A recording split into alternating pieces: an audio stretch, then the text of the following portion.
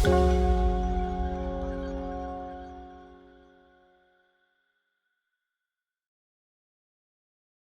quer informar que entrante 1 de abril 2024, a suma de exoneração de imposto de equipagem de viajero está aumentar de 400 para 900 florins.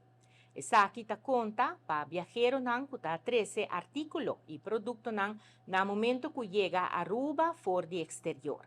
Generalmente, tu viajero tem direito a exoneração de imposto de uma quantidade limitada de artículos e produtos que está paga a 6. O valor máximo de factura que cada viajero tem direito de fazer para a exoneração de imposto entrante 1 de abril 2024 está vira 900 florins. Essa aqui está aplicável, entre outros, artículos de panha, sapato, relógio, celular, coisa de runga e também produtos de beleza. Artículos e produtos que têm um valor de factura que está surpassar 900 florins, Mr. paga imposto de importação ribe artículo completo. Para produtos de ascens, maneira álcool e cigarrilha, cada viajero por 13, 200 pida, um slof de cigarrilha, ou 25 pida de cigarro, 50 pida de cigarrillos ou 250 gramas de tabaco.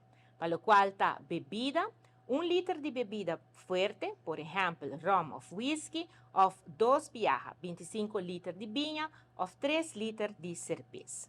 Riba produto aqui, não Mr. paga ascens. E em caso que o viajero surpassar a quantidade aqui, o Mr. paga ascens riba e produto aqui não. Para bina remarque, para exoneração de imposto, para o viajero tem alguma regra. Entre não, Mr. tem mínimo de 6 anos de idade, Mr. tem conta que a exoneração da conta solamente para artículos produtos de uso personal. Mr. tem conta também que para certo artículo, produto, entrada está proibida ou lo tem Mr. de permisso, maneira drones, remédio, mata ou carne.